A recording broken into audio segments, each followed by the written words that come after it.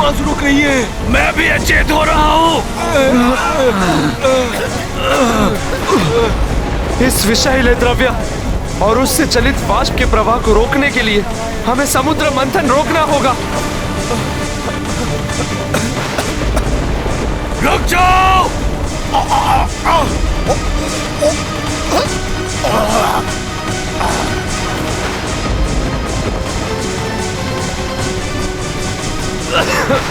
क्या है ये भयंकर द्रव्य जो नागराज वासुकी के इससे भी अधिक विषैला है? हलाहल, हलाहल है ये। अत्यंत विनाशकारी, संसार का सबसे घातक विष है ये। जिस तीव्र गति से इस प्राण घातक विष का संचार हो रहा है, उससे तो प्रतीत होता है शीघ्र ही ये संपूर्ण पृथ्वी को लील कर सृष्टि के सभी जीवों का प्राणांत कर देगा।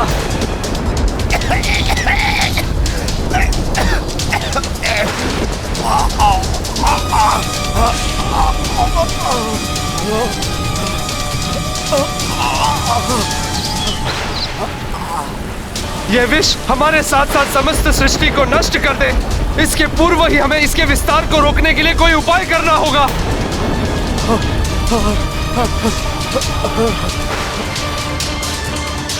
इतना विषैला और प्राणघाती विष था हलाहल। हलाहल की विनाशकारी क्षमता की कोई था ही नहीं है। वो तो समूचे संसार को सर्वनाश कर सकता था। उस पर वश पाने की सामर्थ्य भी देवताओं में कहाँ थी? फिर क्या हुआ माता? हलाहल से सृष्टि की रक्षा कैसे हुई? लाचार होकर देवताओं ने पुनः प्रभु विष्णु जी को पुकारा, परंतु दुष्ट असुर ऐसी स्थिति में भी देवताओं पर दोषारोपण कर रहे थे। यही है उन सुनहरे स्वप्नों का काला अनिष्टकारी परिणाम जिन्हें हमारे साथ बांटने का प्रण लिया था तुम देवताओं ने। समुद्र मंथन से बहुमूल्य निधियां निकलेंगी, अमृत की प्राप्ति होगी। हाँ, अमृतत्व की प्राप्ति होगी हमें। यही वचन था ना तुम देवताओं का। किंतु ये तो मृत्यु रूपी हलाहल उत्पन्न हुआ है। यही अमृत है तुम देवताओं का। बोलो, यही अमृत है क्या? हे प्रभु नारायण, संसार पर विनाशकारी घोर अंधकार छा रहा है। अब आप ही आसरा है, अन्यथा ये संसार नष्ट हो जाएगा। अमृत की लालसा में हम संसार से कलंकित नहीं हो सकते प्रभु। ऐसे घोर अनर्थ का कारण बनने से हम देवताओं का बचाव कीजिए प्रभु। बचाव कीजिए, बचाव कीजिए हमारा प्रभु। प्रभु हमारा बचाव कीजिए। इस समूचे ब्रह्मांड में एकमात्र महादेव शिव ही इस प्राण घातक हलाहल को निष्प्रभाव करने का सामर्थ्य रखते हैं। हे महादेव, हे भोले बाबा, हम पर कृपा कीजिए प्रभु। इस महासंकट से मुक्ति दिलाइए प्रभु।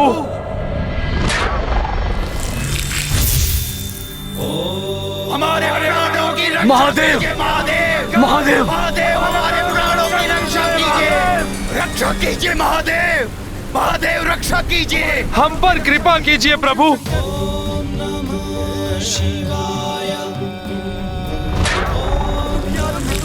हम दुखियारों के दुख हरिए भोले बाबा, हम दुखियारों के दुख हरिए भोले बाबा। हमारी रक्षा कीजिए महादेव, हमें बचाइए प्रभु। हमें प्राणदान दीजिए भोलेनाथ। भोले बाबा, हम निरीह प्राणियों की रक्षा कीजिए। इसका अर्थ है हलाहल के प्रकोप से समस्त संसार पर ऐसा संकट आ गया था जिसका निवारण मात्र भोले बाबा ही कर सकते थे। हनुमान को ज्ञात है फिर क्या हुआ होगा। जग के संकट हरने के लिए सदैव भोले बाबा तत्पर रहते हैं। भोले बाबा बिना विचार किए तत्काल जगत की रक्षा के कार्य में जुट गए होंगे। बताइए ना माता, ऐसा ही हुआ था ना? भोले बाबा शीघ्र ही अपने ध्यान से बाहर आ गए थे ना? कीजिए प्रभु, बस आप ही का आसरा है। हे शिव शंकर, हमारे त्रास हरिए, हमारे त्रास हरिए प्रभु, रक्षा कीजिए प्रभु, हमारी रक्षा कीजिए।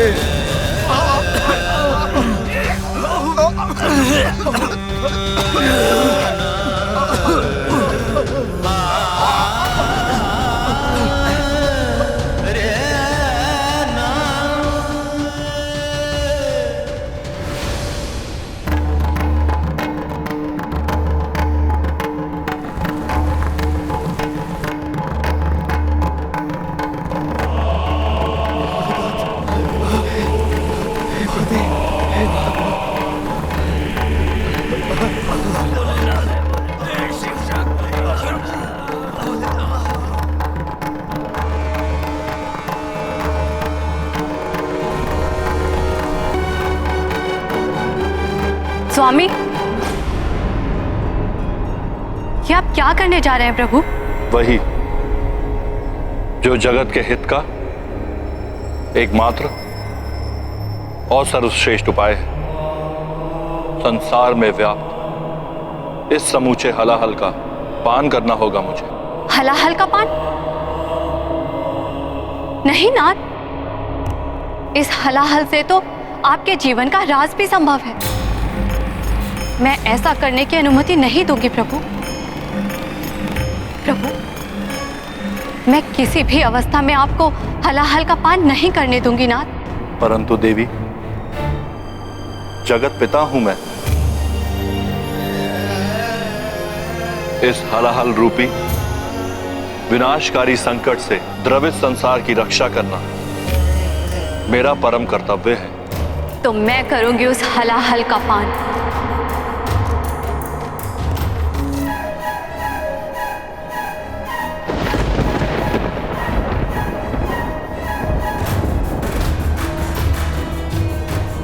परंतु अपने नेत्रों के सामने अपने सुहाग पर आंच कदापि नहीं आने दूंगी। देवी, मेरे प्रति अपार प्रेम के कारण आप ये भूल रही हैं कि मेरा अनिष्ट असंभव है।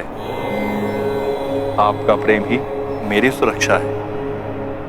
सुहागन धर्म की मर्यादा के अनुरूप आपका आचरण है मेरा जीवन कवच। अपनी मांग को सिंदूर से सुशोभित कर आप मेरी दीर्घ आयु सुनिश्चित करती हैं। पुनर्जन्म में आपका विश्वास वेदवाणी में आपकी आस्था प्रमाणित करता है। सुहागन का गौरव अर्थात नख छिद्र में आभूषण धारण करती हैं आप। पुष्पों से अलंकृत आपके बंधे केश मुझे प्रसन्नता देते हैं। मंगलसूत्र और उसके काले मोती के अनिष्ट से मेरी रक्षा करते हैं। लाल वस्त्र धारण कर आप मेरी समृद्धि का कारण बनती हैं। लाल वस्त्र पति के सौभाग्य का प्रतीक है, जो जगदम्बा के रूप में आप धारण करती हैं। आपकी पावों की पायल मुझे सकारात्मकता से परिपूर्ण करती हैं और बिछिया धारण कर मन समृद्धि में आप मेरी सहभागिनी बनती हैं। जिसकी पत्नी इतनी सुमंगली हो, उसका कोई अमंगल कैसे संभव है?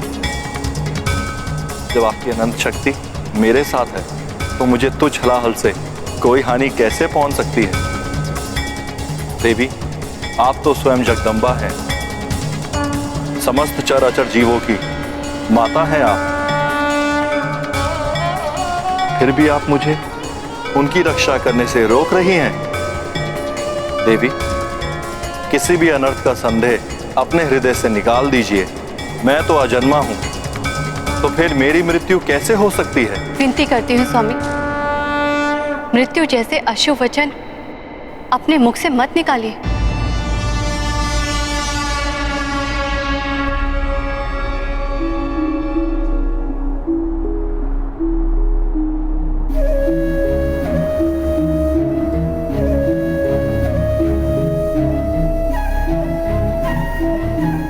तो देवी, आप भी व्यर्थ की चिंता त्याग दीजिए।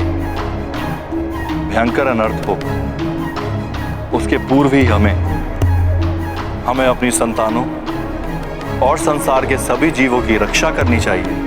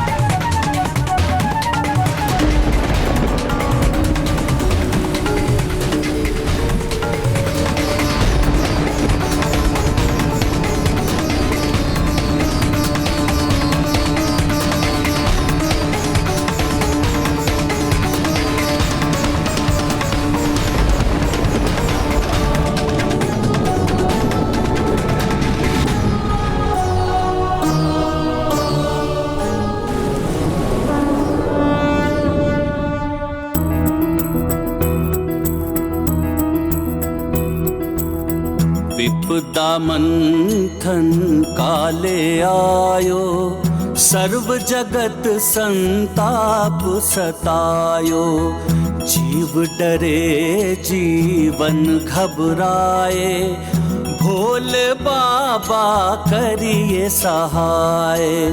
हाथ लियो तब गरल भयंकर, पान हलाहल कर ले शंकर। संकट से सृष्टि को बचाई, नीलकंठ शिव नाम धराई। रुकिए स्वामी। माता पार्वती ने भोले बाबा को फिर से क्यों रोक दिया माता? माता पार्वती ने भोले बाबा को फिर से क्यों रोक दिया माता? सृष्टि की रक्षा के लिए पुत्र। जो ब्रह्मांड हमें दिखाई देता है वो महादेव के उदर में ही स्थित है। इसीलिए हम कहते हैं कि सृष्टि के कण कण में शिव है। यदि हलाहल भगवान शिव के कंठ से नीचे उतरकर उनके उदर तक पहुंच जाता तो जगत का संहार हो जाता पुत्र। इसका अर्थ है हलाहल अभी तक भोले बाबा के कंठ में है? हाँ पुत्र, जगत कल्याण के लिए अनंत काल तक अपने कंठ में हलाहल को समाहित रखने की इस अद्भुत लीला के कारण ही महादेव को नीलकंठ भी कहा जाता है।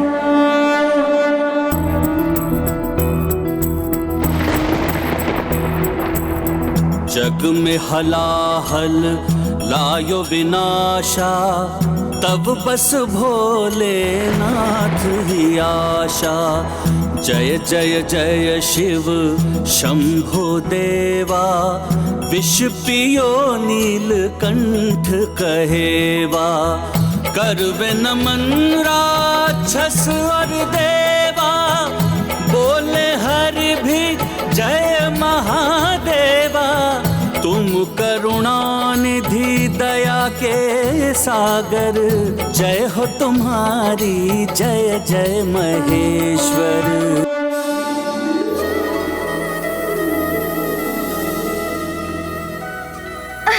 हे प्रभु,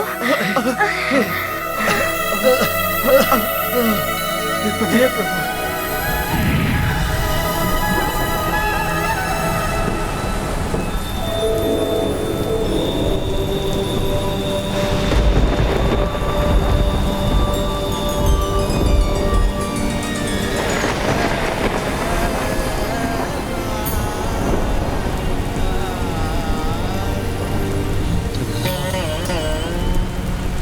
आपकी महिमा अपरंपार है महादेव। अत्यंत विषैले हलाहल को अपने कंठ में समाकर आपने समूची सृष्टि का उद्धार किया है। हे नीलकंठ महादेव, आपकी जय हो। हाँ महादेव, आपकी जय हो महादेव, जय हो।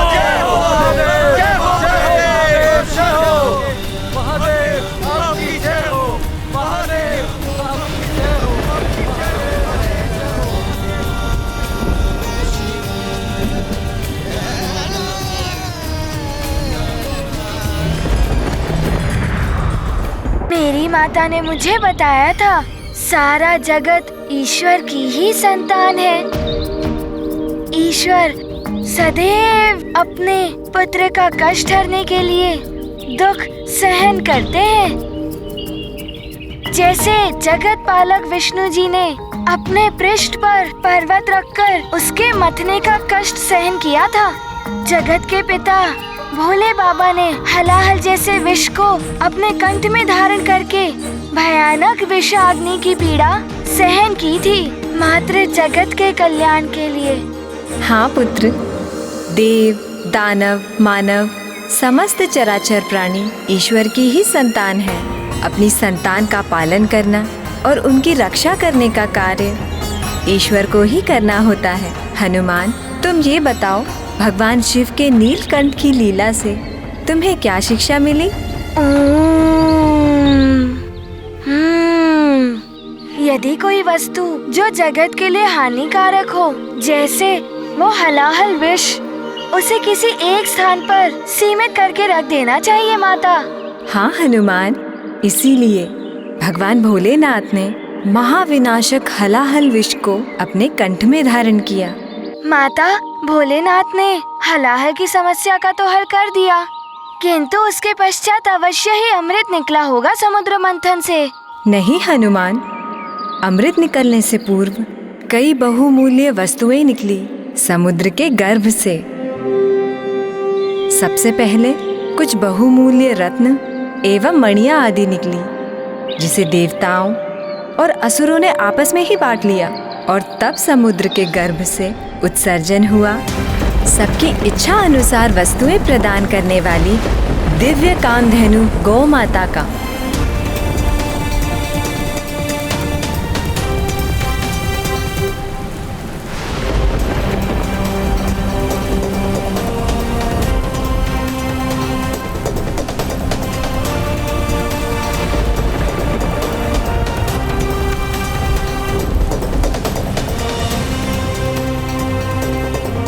इच्छा पूर्ति दिव्य कामधेनु गौ माता ऋषियों को प्रदान कर दी गई, जिससे ऋषियों को यज्ञ आदि कार्यों के लिए दुग्ध एवं घृत आदि प्राप्त हो सके।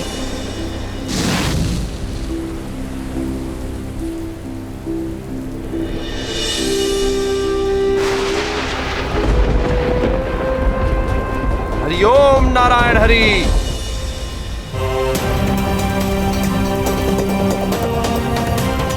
हरि ओम नारायण हरि। तत्पश्चात बहुमूल्य कौस्तुभ मणि का प्रकटन हुआ। चूंकि प्रभु श्री नारायण के कूर्म अवतार की सहायता से समुद्र मंथन संभव हो रहा था, अतः समस्त देवता कौस्तुभ मणि को प्रभु श्री नारायण को भेंट करना चाह रहे थे, किंतु कुछ असुरों ने इसका विरोध किया।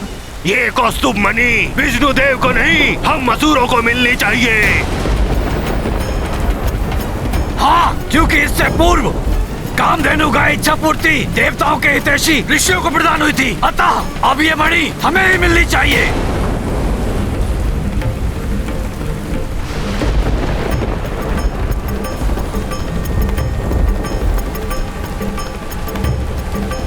नहीं असुरों, यदि प्रभु श्री नारायण इस समुद्र मंथन में हमारी सहायता नहीं करते तो ये मणि तो क्या, तो हमें कुछ भी प्राप्त नहीं होता। अतः ये मणि नारायण को भेंट करना ही सर्वथा उचित होगा।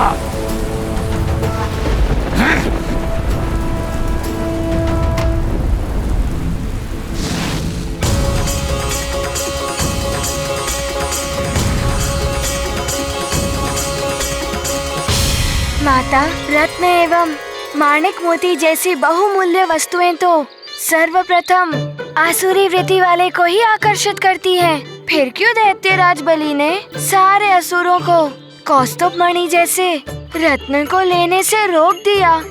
अवश्य ही उनके मन में कोई गुप्त योजना होगी। तुम्हारा अनुमान सत्य है हनुमान। बलि के मन में योजनाएं थी जिसे उसने अपने साथी असुरों के समक्ष तब उद्घटित किया जब वारुणी सुरा का कलश लेके प्रकट हुई।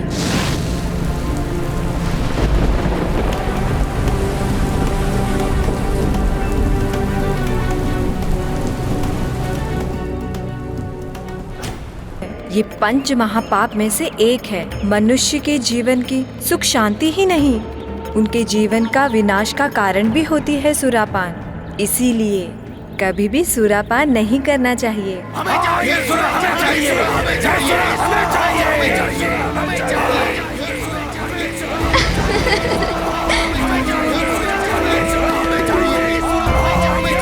नहीं असुरों, शांत। ये सुरा हमारा लक्ष्य नहीं है। नहीं दैत्यराज बलि, ये समुद्र मंथन से क्लांत हमारी देह को स्फूर्ति से भर देगी। हाँ हाँ असुरों, ये आप लीजिए।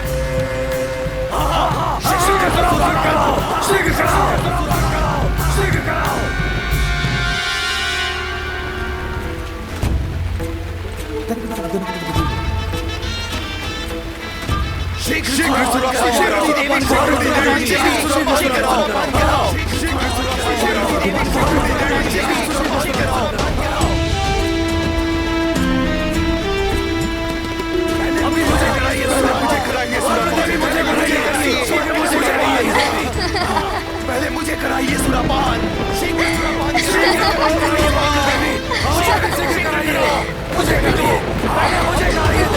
शीघ्र करो और सुरापान कराओ।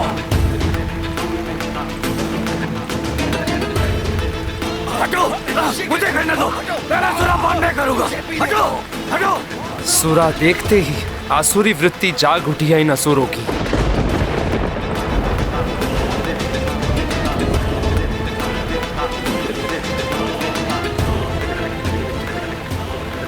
बस, बहुत हो गया।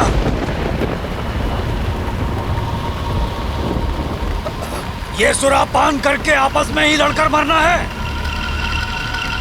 या फिर अमृत पीकर अमर होना है। इस विनाशकारी सुरा की मांग मत करो। हमें अमृत मांगना है और कुछ नहीं, जिससे कि जब अमृत उत्पन्न हो और हम उसकी मांग करें तो ये देवता विवश हो जाएं हमें अमृत प्रदान करने को। स्मरण रहे, हमें अमृत चाहिए और कुछ नहीं। किंतु दैत्यराज, सुरा ही नहीं और भी अनेक बहुमूल्य वस्तुएं क्या हम देवताओं को ही दे देंगे? मूर्ख हो तुम सब। यदि अमृत मिला तो उसका पान करके तुम सब अमर हो जाओगे। उचित है महाराज, उचित है।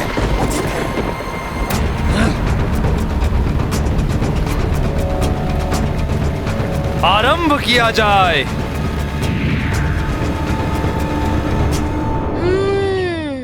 तो ये योजना थी दैत्यराज बलि के मन में, किंतु समुद्र मंथन मात्र अमृत के लिए ही हो रहा था और असुर सारा अमृत ले गए तो देवता तो। तावले मत हो हनुमान, प्रतीक्षा करो। कथा में अनेक रोचक मोड़ आने वाले हैं। वो दैत्यराज बलि के समझाने पर असुर मान गए और समुद्र मंथन से जो अन्य वस्तुएं निकली जिनकी देवताओं ने मांग की, वो थी पारिजात वृक्ष पुष्पों से युक्त, जिसकी दिव्य आभा कभी क्षीण नहीं होती। उसे देवराज इंद्र ने मांग लिया, जिसे वे स्वर्ग ले गए।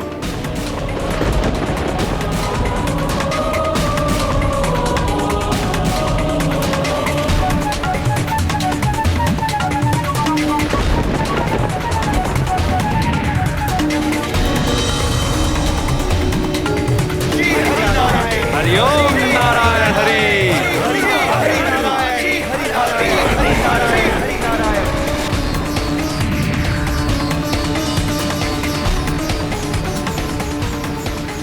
फिर उत्सर्जित हुआ सर्व कामना पूर्ति करने वाला कल्प वृक्ष।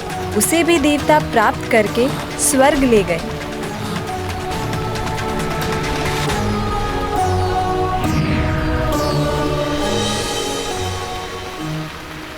तत्पश्चात सुंदर अप्सराएं प्रकट हुई। असुरों का मन तो ललचाया, किंतु दैत्यराज बलि की बात को स्मरण करके वे पीछे हट गए। इस प्रकार अप्सराएं भी देवताओं को प्राप्त हो गई।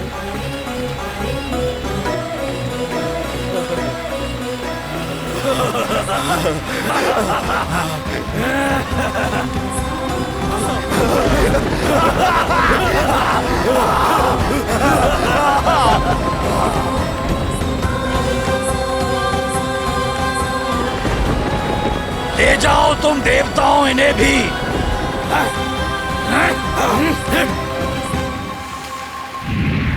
आरंभ किया जाए। अप्सराओं के पश्चात इंद्रदेव का ऐरावत हाथी निकला, जिसे ऋषि दुर्वासा के श्राप के कारण इंद्रदेव ने खो दिया था। वो पुनः इंद्रदेव को प्राप्त होकर स्वर्ग चला गया।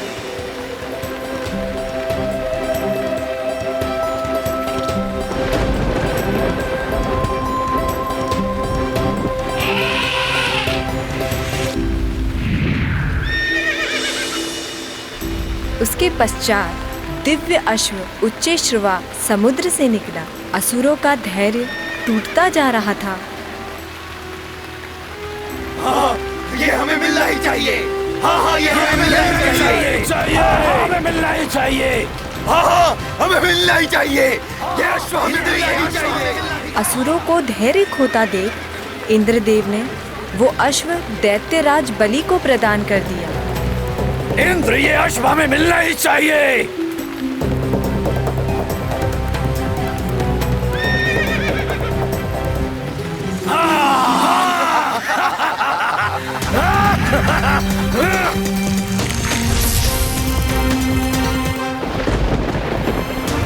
आरंभ करो।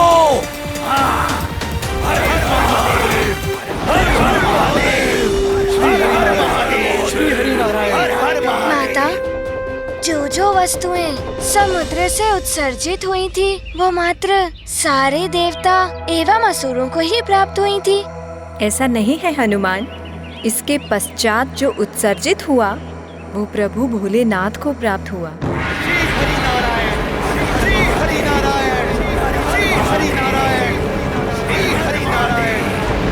हरि ओम नारायण हरि। हरि ओम नारायण हरि। हरि ओम नारायण हरि।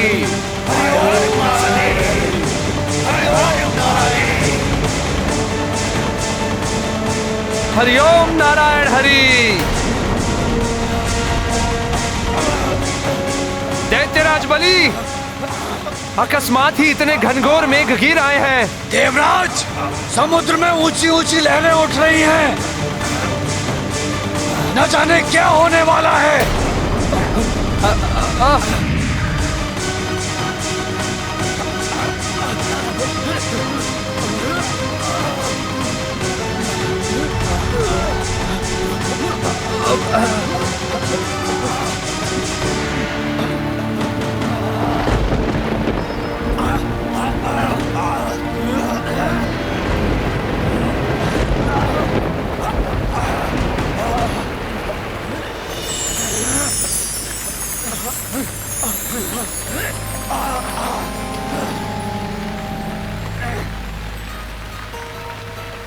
चंद्रमा?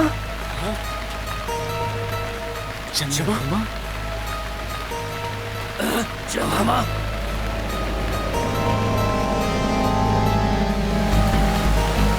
ये समुद्र में ऊंची उठती लहरें चंद्रमा की गुरुत्वाकर्षण शक्ति का प्रभाव है दैत्यराज बलि। देवराज, लहरें कितनी भी ऊंची हो, हम समुद्र मंथन नहीं रोकेंगे। चंद्रमा के स्थित रहने से लहरों की विश्वता बढ़ती जा रही है। समुद्र मंथन असंभव है दैत्यराज।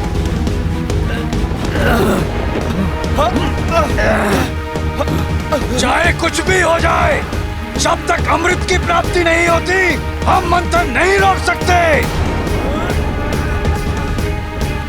आरंभ करो।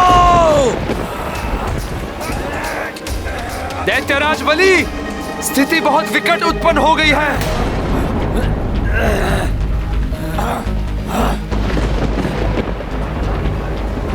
देवों और असुरों को समझ में नहीं आ रहा था कि अब क्या होगा। तब उनकी समस्या का समाधान सुझाया कूर्मावतार प्रभु विष्णुदेव ने।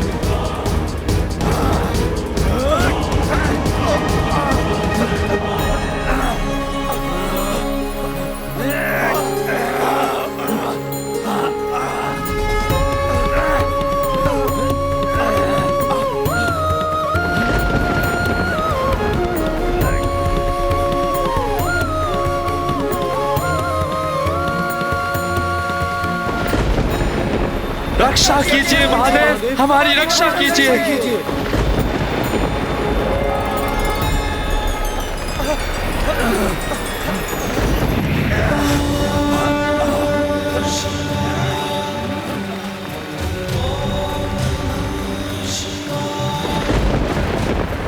महादेव, प्रणाम भोलेनाथ। प्रणाम भोलेनाथ। महादेव प्रणाम। अपने भक्तों के संकट को दूर करने के लिए आप आ गए प्रभु, यह आपकी महानता है महादेव। प्रभु श्री नारायण के कुर्म अवतार ने मुझे स्मरण किया तो मुझे आना ही था।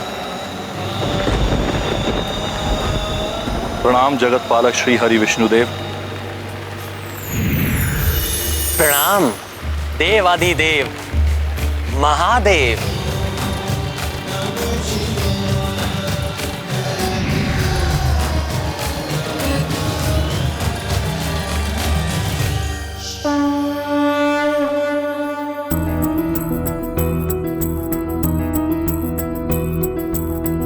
चंद्र गुरुत्वा ज्वार उठायो, मंथन काज पे संकट छायो। तब हूँ कुर्मा युक्ति लगाई, भोले टारो विपत्ति आई। चंद्र जटा में धारे शंभु, खुल गए मेघ विनय हुआ अम्बु। शिव अब चंद्रशेखर धरि नामा, देव करें जयकार प्रणामा।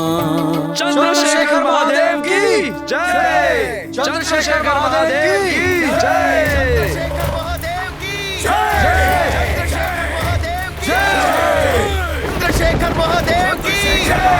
चंद्रशेखर महादेव की जय, चंद्रशेखर महादेव की जय, चंद्रशेखर महादेव की जय। अच्छा, तो इस प्रकार भोले बाबा ने चंद्रमा को अपने शीश पर धारण किया और प्रभु चंद्रशेखर कहलाए थे। हाँ, उनके ऐसा करने से ही पुनः समुद्र मंथन संभव हुआ और तब समुद्र के गर्भ से जिसका उत्सर्जन हुआ, उनकी कृपा प्राप्त करना सब चाहते हैं, फिर वो देव हो, दानव हो या मानव। जय श्री कुर्मा अवतार विष्णुदेव।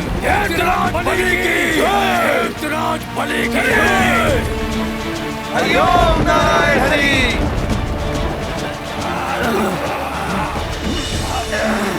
हरि ओम नारायण हरि। हरि ओम नारायण हरि।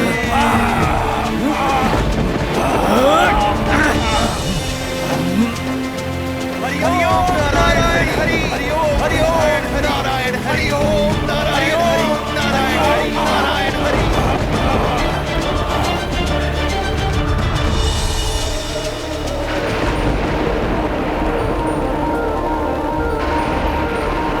अब किसका उत्सर्जन होने जा रहा है?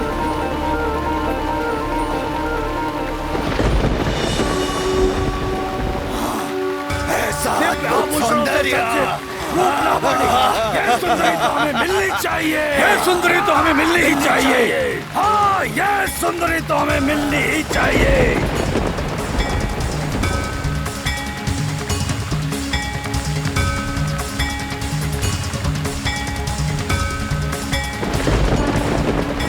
श्री और समृद्धि प्रदाता देवी लक्ष्मी को प्रणाम। प्रणाम देवी लक्ष्मी। देवी लक्ष्मी।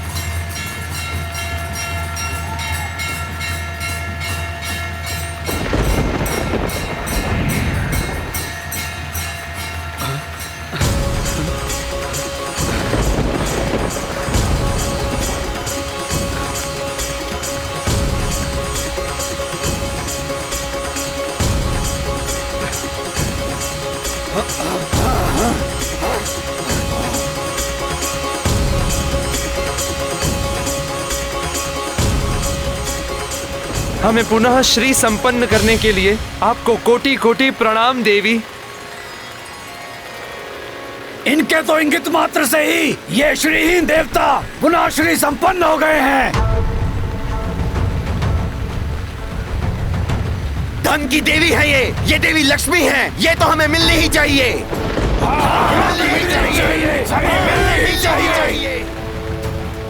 अभी तक हम असुरों ने किसी चीज की मांग नहीं की है, किंतु हम इनकी मांग करते हैं और सबको हम असुरों की ये बात माननी पड़ेगी।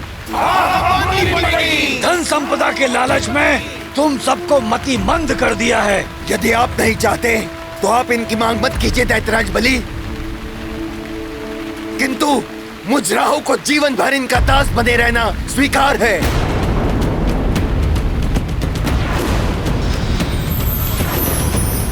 नहीं राहु, मैं तो विवाह करूंगा इससे, पटरानी बनाऊंगा इसे। बस दैत्यराज बलि,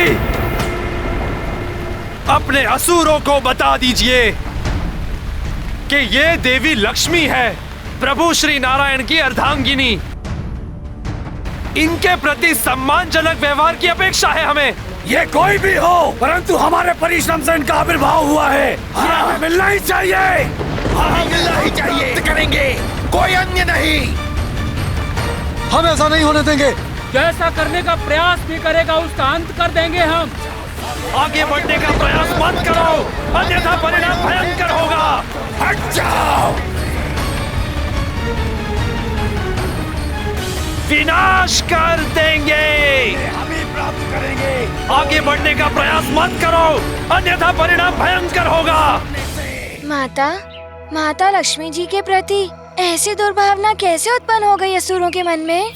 यही है असुरी वृत्ति पुत्र हनुमान।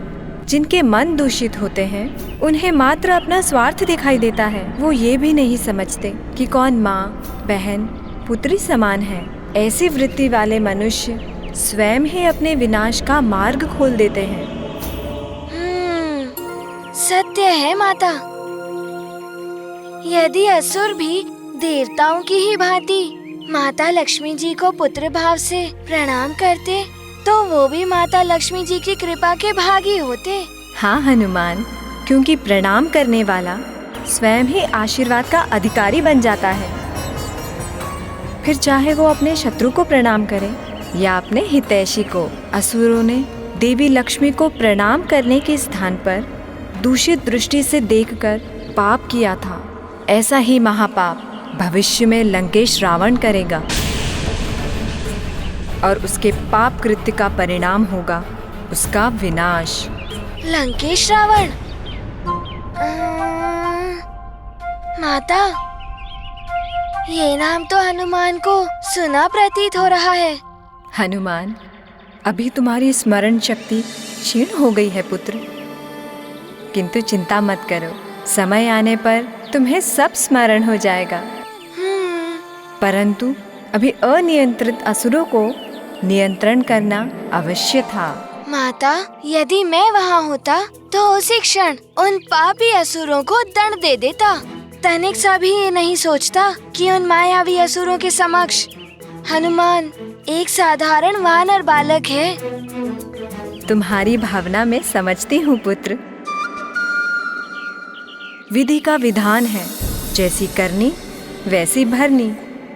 पाप कर्म का दंड सबको किसी न किसी रूप में भोगना ही पड़ता है, किंतु ईश्वर पापी को तभी दंडित करते हैं जब उसके पापों का घड़ा भर जाता है। इसीलिए देवी लक्ष्मी जी शांत रही। उन्हें प्रतीक्षा थी मात्र अपने स्वामी प्रभु श्री नारायण की। देवी लक्ष्मी हमारी है और हम इन्हें प्राप्त कर ही रहेंगे। अगर इनके लिए युद्ध भी करना पड़े तो हम पीछे नहीं हटेंगे। नहीं हटेंगे। अपने विनाश को आमंत्रण मत दो असुरों, अन्यथा तुम सबको भुगतना होगा। देवराज इंद्र, दैत्यराज बलि के होते हुए असुरों का कोई अहित नहीं कर सकता।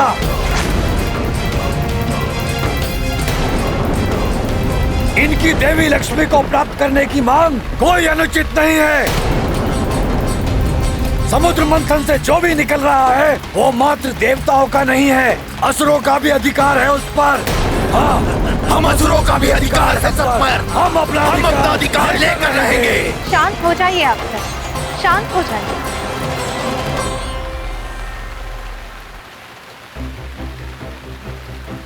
कन्या कोई भेंट की वस्तु नहीं है जिस पर कोई भी अपना अधिकार जताने लगे।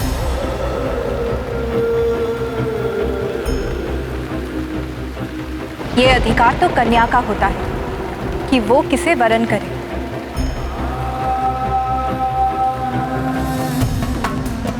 आप असुर मेरा वरण करना चाहते हैं, किंतु ये सत्य सर्वविदित है कि मैं श्री हरि विष्णुदेव की अर्धांगिनी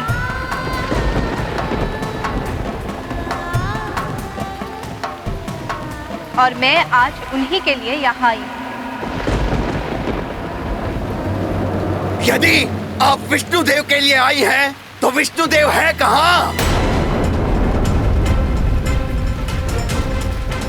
अतः उचित होगा कि आप हम में से किसी का वरण कर लें।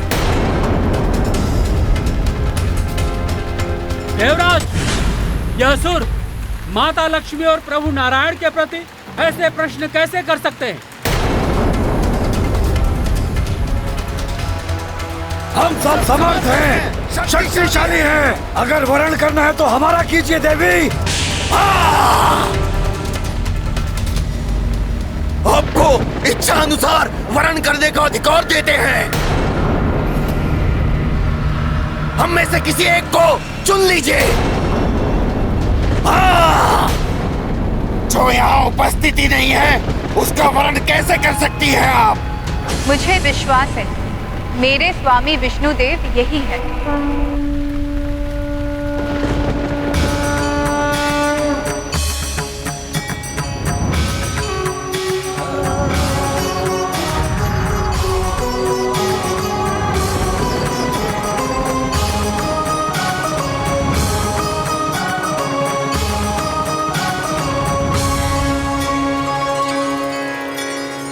किंतु यहाँ विष्णुदेव है कहाँ? हाँ, होते तो हमें दिखाई देते, परंतु यहाँ तो मात्र कुर्म है जिसे सभी देवता विष्णु का अवतार मान रहे हैं।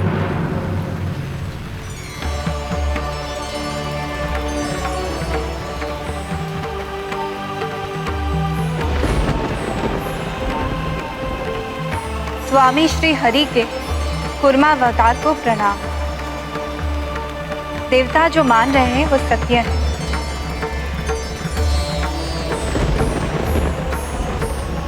इनकी उपस्थिति का अर्थ है कि मेरे स्वामी श्री हरि विष्णुदेव यही उपस्थित है।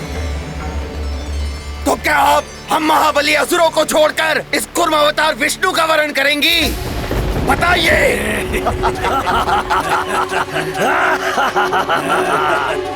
ये असुर देवी लक्ष्मी के साथ अभद्रता का व्यवहार कर रहे हैं स्वामी।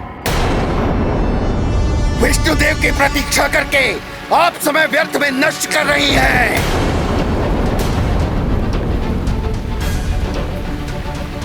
आपके समक्ष एक से बढ़कर एक महाबली योद्धा महा ऐश्वर्यशाली असुर उपस्थित हैं। वरण कर लीजिए किसी भी असुर का। स्वामी, ये कैसी परीक्षा ले रहे हैं आप मेरी? ये प्रतीक्षा की घड़ियाँ असह्य होती जा रही है। मैं यहाँ आ गई हूँ, अब आप भी आ जाइए। श्री हरि नारायण।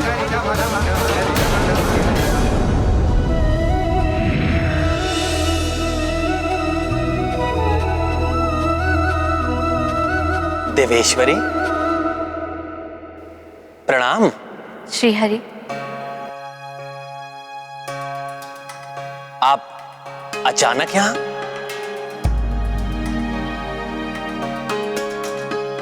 देवी लक्ष्मी उपस्थित हो चुकी हैं।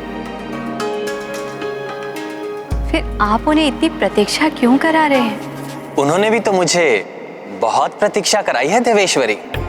श्री हरि, ये बालकों की भांति हट है आपका या कोई लीला? आप जो चाहे समझ लीजिए देवी। अच्छा, तो एक बहन के हट से आपका परिचय नहीं हुआ है? आपको स्मरण है ना, मेरे विवाह में भ्राता की सभी रीतियां आपने निभाई थी। तो ये आपकी बहन पार्वती आपको हठात भी देवी लक्ष्मी के समक्ष ले जा सकती है।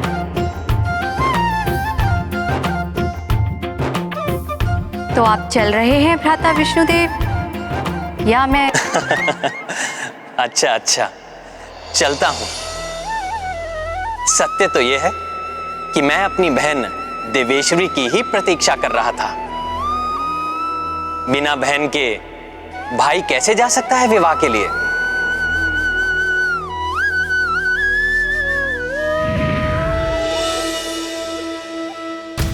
स्वामी, क्यों प्रतीक्षा करा रहे हैं मुझे? मत कीजिए प्रतीक्षा, विष्णुदेव नहीं।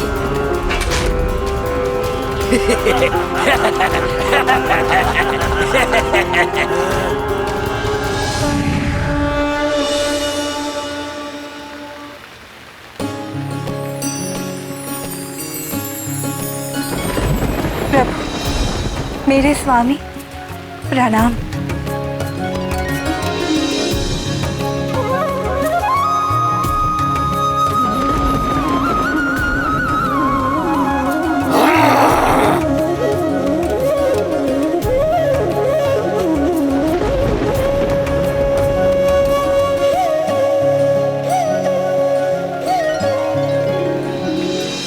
लक्ष्मी को लाने में हमने श्रम किया है, विष्णुदेव कैसे ले जा सकते हैं इन्हें? मुझे चाहिए, मुझे चाहिए। हाँ मुझे चाहिए। शांत शांत।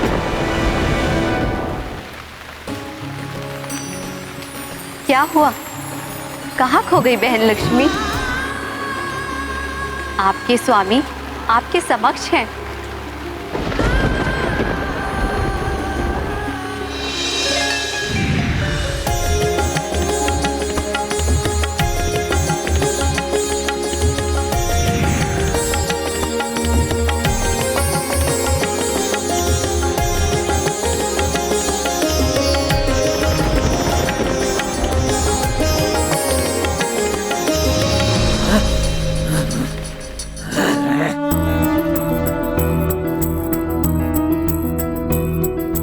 अद्भुत अलौकिक मंगल बेला, होत पुनः लक्ष्मी हरि मेला।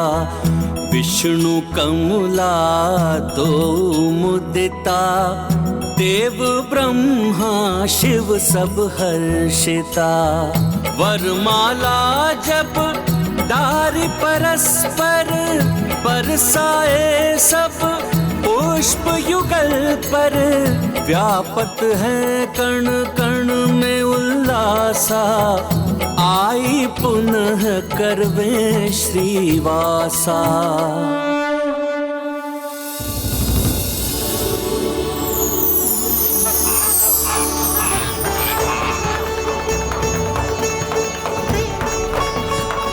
कैसा अद्भुत एवं मनोरम होगा वो दृश्य। प्रभु श्री हरि नारायण का विवाह माता लक्ष्मी के साथ, भोले बाबा तथा समस्त देवगण एवं देवियां भी उपस्थित।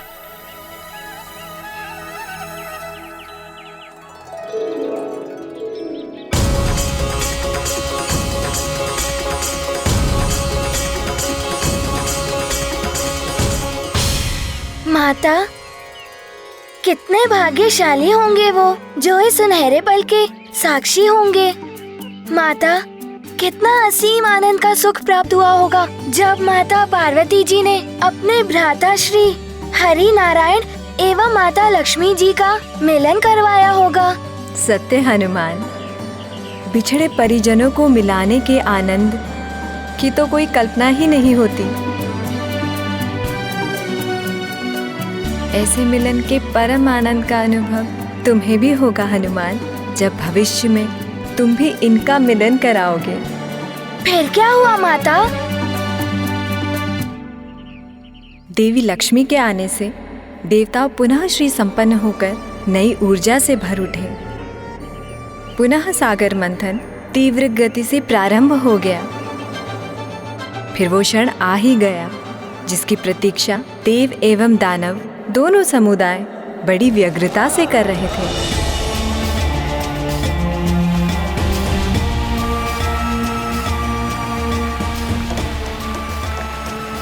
जय श्री हरि विष्णुदेव, जय श्री हरि विष्णुदेव।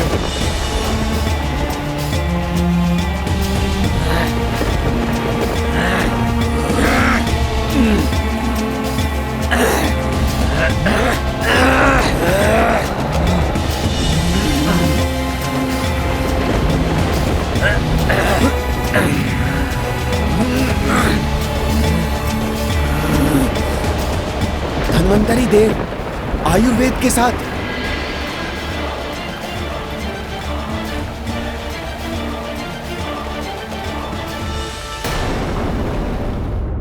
इसे कोई नहीं लेगा। हाँ।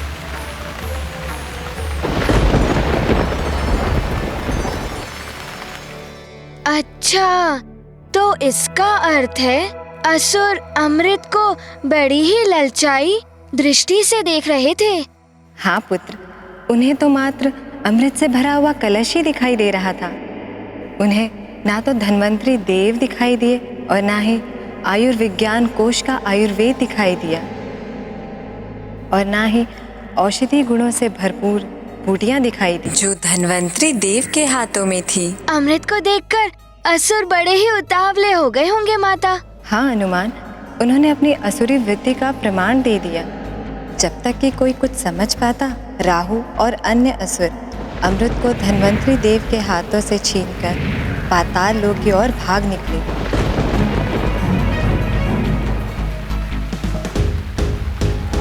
राहु!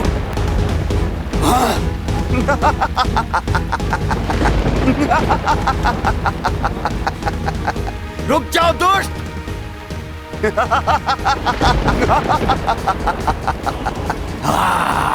राहु कलश लिए छुपने का स्थान ढूंढ रहा था। इसी मात्र अमृत कुंभ से अमृत छलककर 4 स्थानों पर जा गिरा। हरिद्वार, प्रयाग, उज्जैनी एवं नासिक।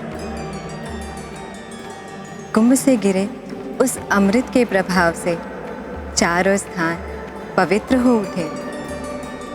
जब राहु को छुपने के लिए कोई भी उचित स्थान नहीं मिला तो वो पाताल लोक जा पहुंचा। ये अमृत अब मेरा है, अब मुझे अमर होने से कोई नहीं रोक सकता। दैत्यराज बलि, देखा आपने, वो देवता कुछ नहीं कर पाए। उनके नेत्रों के समक्ष ही मैं ये अमृत ले आया। ये अमृत अब मेरा है, मेरा। हमारा कहो राहु। हाँ, ये अमृत अब हम सब असुरों का है। हाँ? हाँ, ये सबका है। हम सभी का है। हम सभी का है।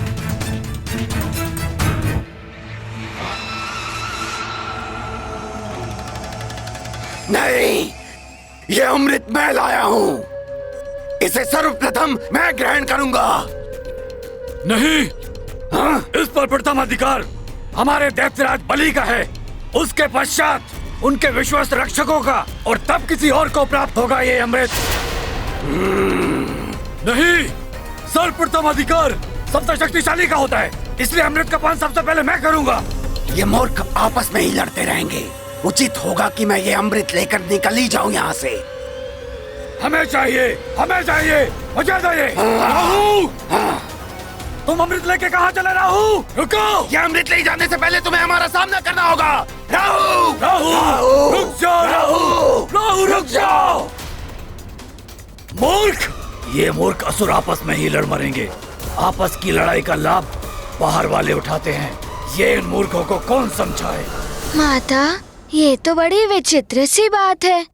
असुरों को तो परस्पर सहमति से अमृत बांट लेना चाहिए था, परंतु वो तो आपस में ही लड़ाई करने लगे। श्वास प्रवृत्ति है ये, ना स्वयं खाएंगे ना ही किसी और को खाने देंगे।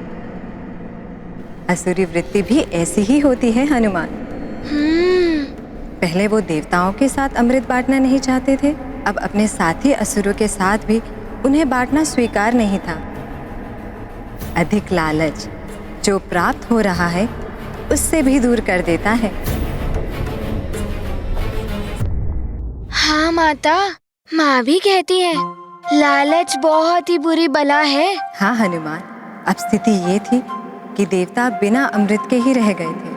देवगणों, ये दुष्ट असुर छल करके अमृत छीन ले गए। यदि उन्होंने अमृत ग्रहण कर लिया तो बहुत बड़ा अनर्थ हो जाएगा। हाँ देवराज, यदि असुर अमृत पीकर अमर हो गए तो तीनों लोग उनके अत्याचारों से त्राहिमाम कर उठेंगे।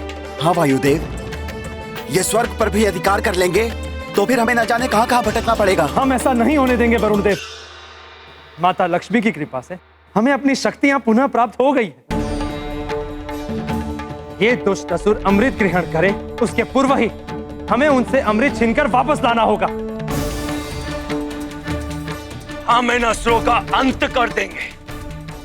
इस दुष्टता का परिणाम उन असुरों को भोगना ही होगा। चलो। किंतु हम उन्हें ढूंढेंगे कहां?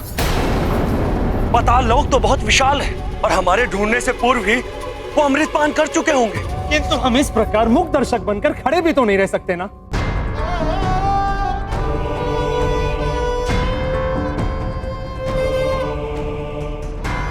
हे प्रभु, हे हरि नारायण, अब आप ही हमारी सहायता कीजिए प्रभु। जब तक इन असुरों को हम ढूंढ नहीं लेते तब तक आप ही किसी प्रकार उन्हें अमृत पान करने से रोक लीजिए। हमारी सहायता कीजिए प्रभु, हमारी सहायता कीजिए। हे प्राणवल्लभ, अमृत तो राहु ने छल से छीन लिया है। यदि असुरों ने अमृत पान कर लिया तो अनर्थ हो जाएगा प्रभु। इस अनर्थ को रोकिए स्वामी। अमृत पान के योग्य मात्र देवता है, उन्हें अमृत प्रदान कीजिए स्वामी। प्रिय, किंतु अमृत को वापस लेने के लिए असुरों को कुछ तो लालच देना ही होगा, कुछ ऐसा जिसे देखकर वो अमृत को भूलकर उसकी ओर आकर्षित हो जाएं। ऐसा क्या लालच हो सकता है? हाँ, आसुरी प्रवृत्ति वाले स्त्री सौंदर्य की ओर सर्वप्रथम आकर्षित होते हैं।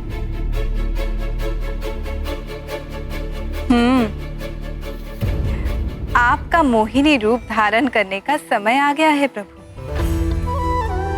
समस्त संसार को मोह में डाल देने वाला आपका मोहिनी रूप। आपकी इच्छा अवश्य पूर्ण होगी प्रिय। वैसे भी नवविवाहित दुल्हन की इच्छा का सम्मान करना पति का कर्तव्य होता है।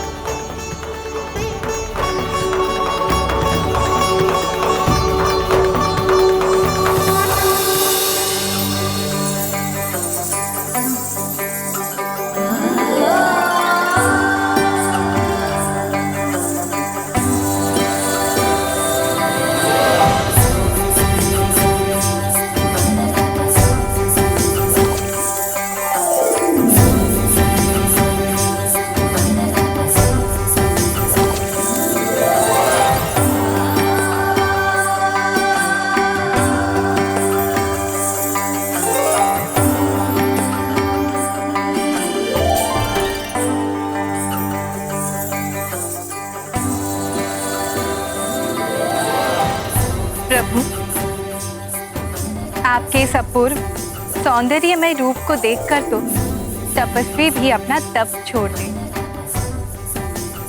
योगी योग का त्याग कर दे। आपके इस मोहिनी रूप को मेरा प्रणाम स्वामी।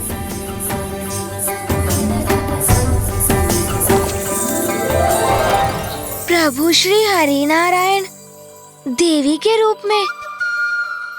माता, ये तो आपने बड़ी ही आश्चर्यजनक बात बता दी। आश्चर्य कैसा हनुमान?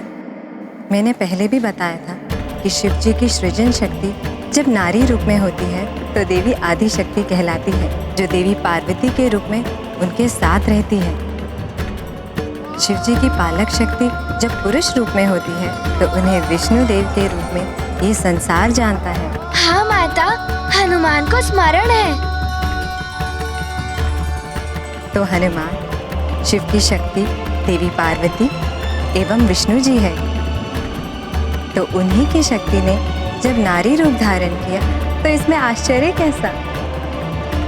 उन विलासी असुरों के हाथों से अमृत वापस लेने के लिए ही भगवान विष्णु ने अपनी मोह और माया के प्रयोग से मोहिनी रूप धारण किया।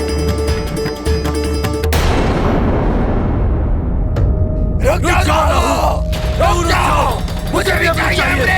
रुक जाओ, रुक जाओ, रुक जाओ, रुक जाओ, मुझे भी चाहिए अमृत।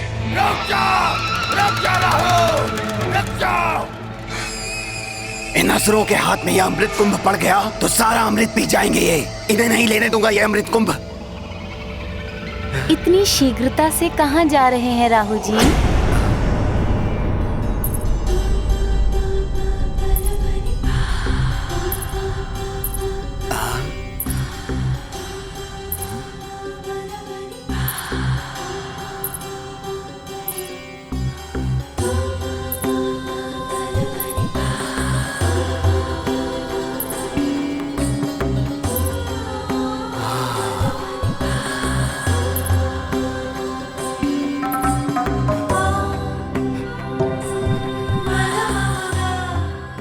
शीघ्रता से कहाँ जा रहे हैं राहु जी?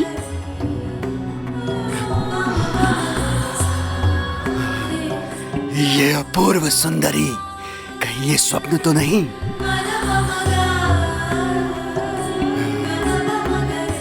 आप मुझे ऐसे क्यों देख रहे हैं राहु जी? मैं मोहिनी हूँ।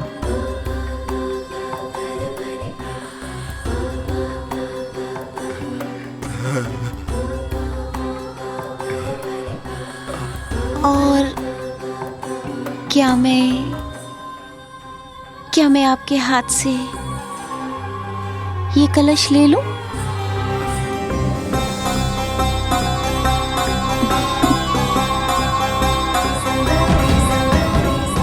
ले लो।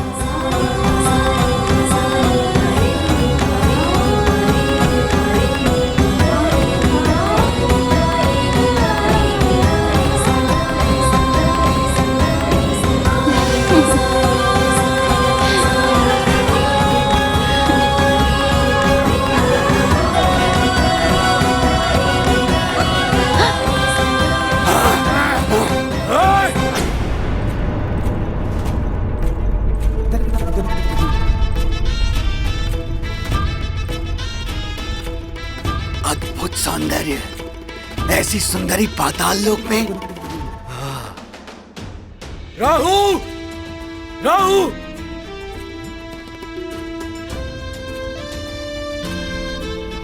ऐसा अप्रतिम सौंदर्य तो आज तक नहीं देखा। अप्सराएं भी लजा जाएं इसके समक्ष। कौन है ये सुंदरी?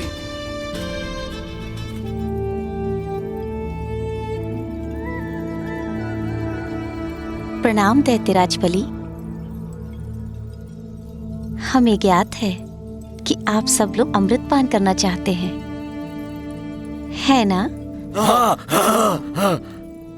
किंतु आप एक दूसरे से यूं ही लड़ते रहेंगे तो अमृत पान कब करेंगे? और यदि मैं आपकी इच्छा की पूर्ति कर दूं तो?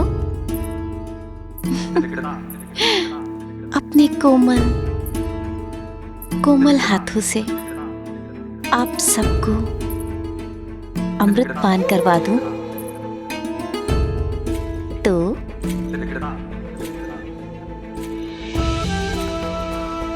तुम जैसी सुंदरी के हाथों से अमृत पान, इससे तो अमृत पान के आनंद में असीम वृद्धि हो जाएगी।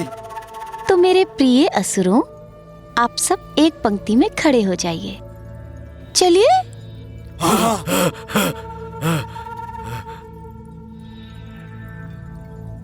और महाराज बलि, आप राजा हैं, इसलिए आप इसके सर्वप्रथम अधिकारी हैं।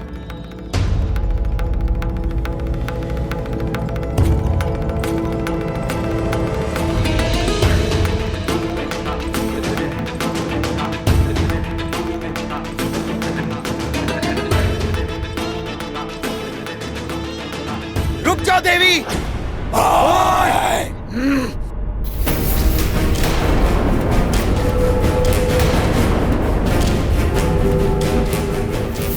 इस अमृत पर असुरों का नहीं, हम देवताओं का अधिकार है। असुर अमृत पान नहीं कर सकते।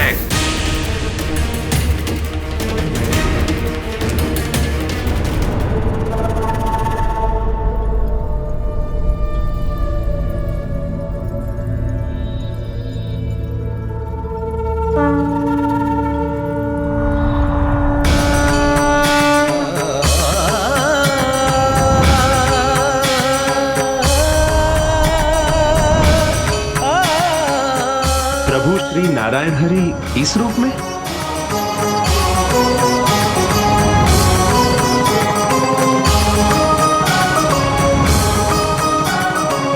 क्या देख रहे हो देवराजेंद्र? ये सुंदरी हमारी है। ये हम असुरों के लिए यहाँ आई है। इसे नेत्र उठाकर देखने की चेष्टा भी मत करना। हाँ। सत्य कहा आपने दैत्यराज बलि।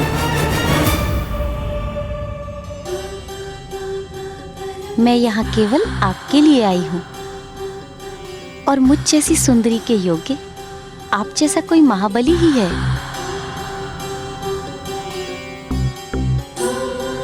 ये देवता नहीं। हाँ हाँ ठीक है, किंतु इस अमृत पर हम देवताओं का भी तो अधिकार है।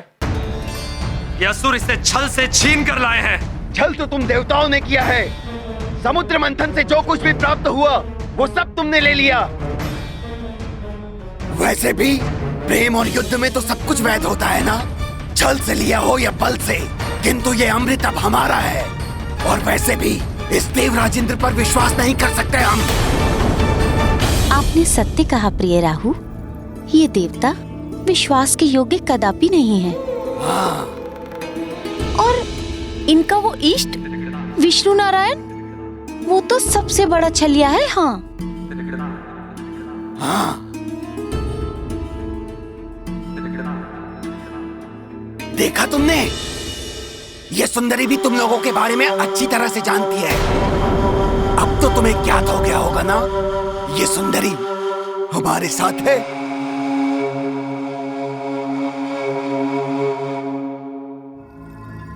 किंतु राहु जी, इन देवताओं ने भी समुद्र मंथन में श्रम करके ही अमृत प्राप्त करने के लिए बहुत योगदान दिया है। मैं तो कहती हूँ इन्हें थोड़ा अमृत दे ही देते हैं।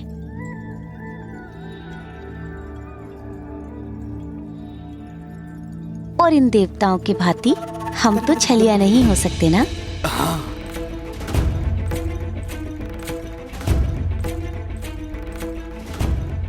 किंतु सुंदरी, इन्हें ये अमृत दे दिया तो? राहु जी, कम नहीं पड़ेगा। अगर आप इन्हें थोड़ा अमृत दे देते हैं तो ये सदैव आपके आभारी रहेंगे।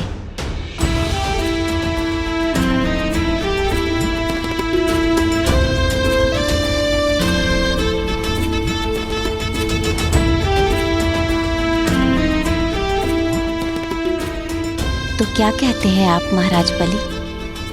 हाँ हाँ ठीक है, दे देंगे इन्हें।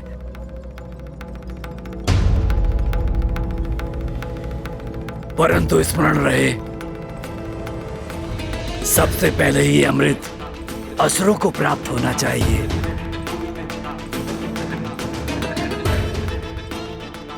दैत्यराज बलि ने कह दिया है तो मैं भी अपने राजा की बात से सहमत हूँ। किंतु मैं इनकी बात से सहमत नहीं हूं। अमृत पान करने के पश्चात ये लोग हमसे भी तो छल कर सकते हैं। हम इन असुरों पर विश्वास नहीं कर सकते।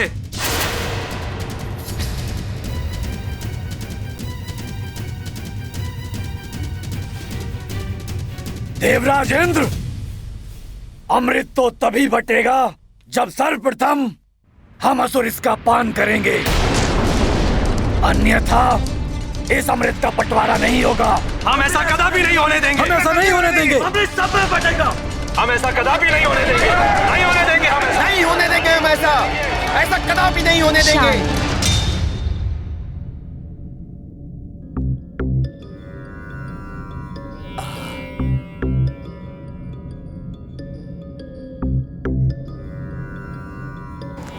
असुरों, क्या आप लोगों में से कभी भी किसी ने अमृत देखा है?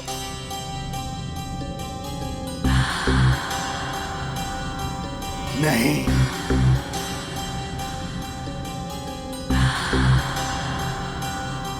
बताइए महाराज, और क्या कभी अमृत ग्रहण किया है?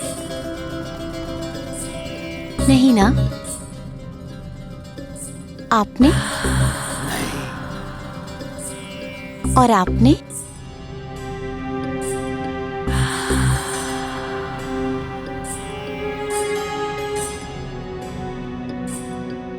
तो महाराज, हम आपसे यही कह रहे हैं कि आप लोगों ने कभी अमृत ग्रहण नहीं किया, इसलिए आप ये मूर्खता कर रहे हैं कि आप अमृत पहले पीना चाहते हैं।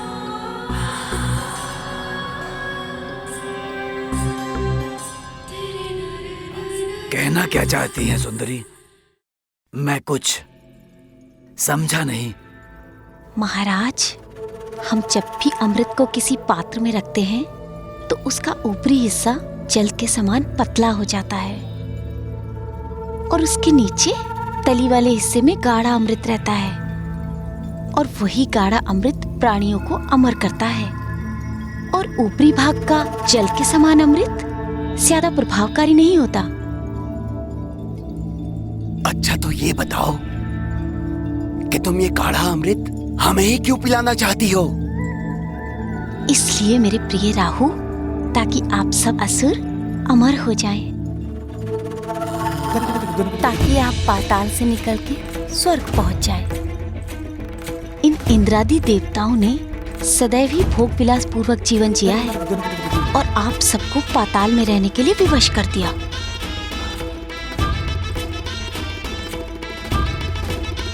हम आपके लिए न्याय चाहते हैं महाराज,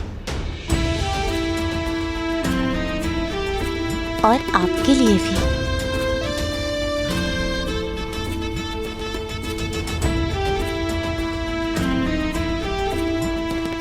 ठीक है सुंदरी।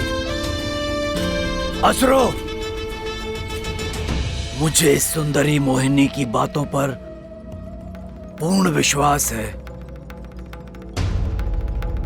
मैं तुम्हारा राजा बलि ये आदेश देता हूं कि अमृत का बंटवारा सुंदरी मोहिनी के कहे अनुसार ही होगा।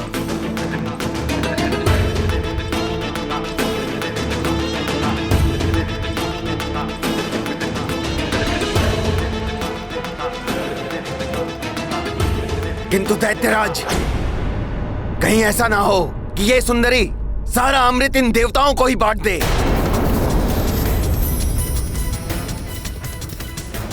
ठीक है, तो मैं नहीं बांटती अमृत। मैं तो यहाँ इसलिए आई थी ताकि अमृत जैसी दुर्लभ वस्तु को सब में एक समान बांट सकूं।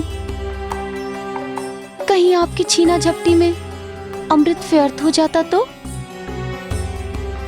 ये लीजिए अपना अमृत कलश, आप ही बांट लीजिए सब में अमृत।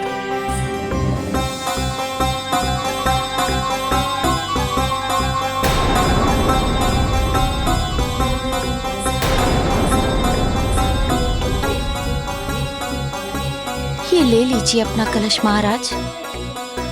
मैं चलूं?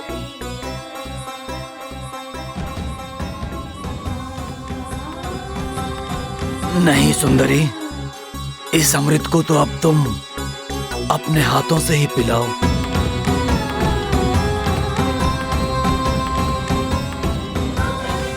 हाँ हाँ, और तभी हम इसे ग्रहण करेंगे।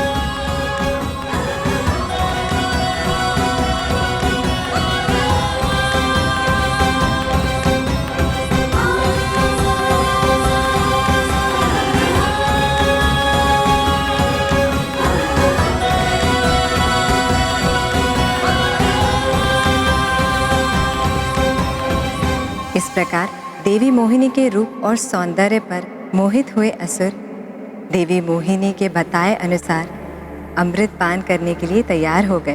अर्थात प्रभु नारायण जी ने असुरों के छल का प्रत्युत्तर छल से ही दिया माता। हनुमान, संसार को संकट से बचाने के लिए प्रभु श्री हरि को छल का आश्रय लेना ही पड़ा। जगत कल्याण के लिए किया हुआ कार्य भले ही छल से हो या बल से, सदैव ही उचित होता है हनुमान। माता, उसके पश्चात तो सारा अमृत देवताओं को ही प्राप्त हो गया होगा। नहीं पुत्र, अभी भी एक रोचक मोड़ आने वाला है कथा में। छल करना जिनका स्वभाव बन जाता है वे छल किए बिना नहीं रहते।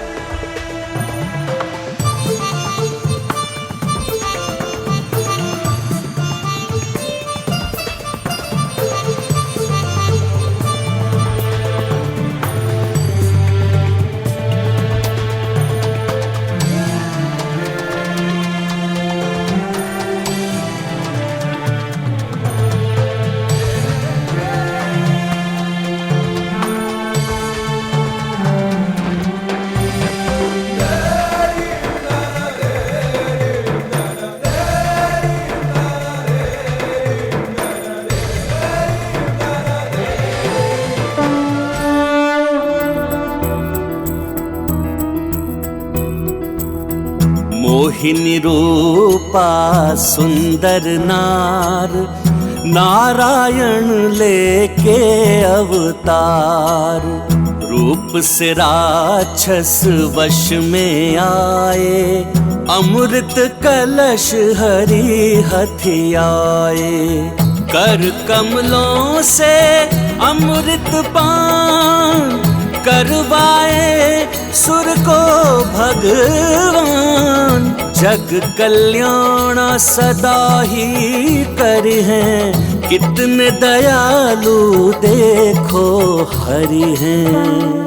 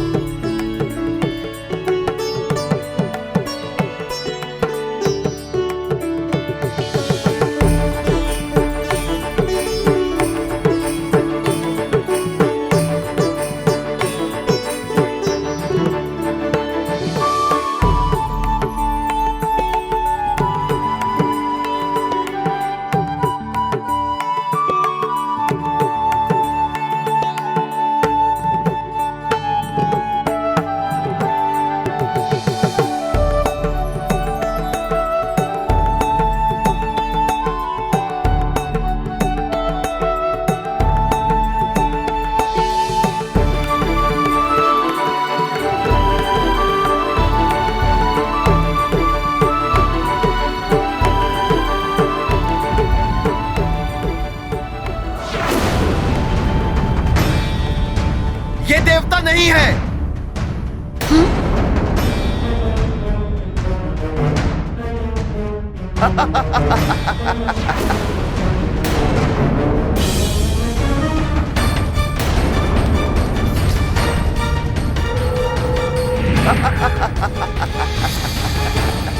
राहु, छल छल।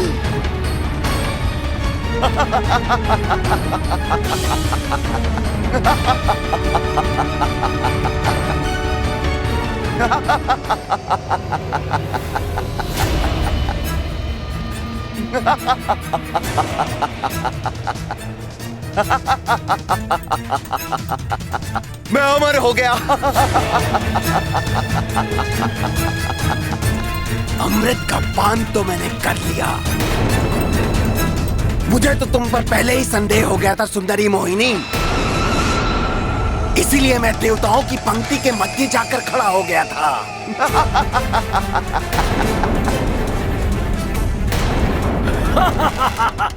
चल। अब मेरा कोई हित नहीं कर सकता। अमृत तो प्राप्त हो गया है मुझे, अमर हो गया हूँ मैं, अमर।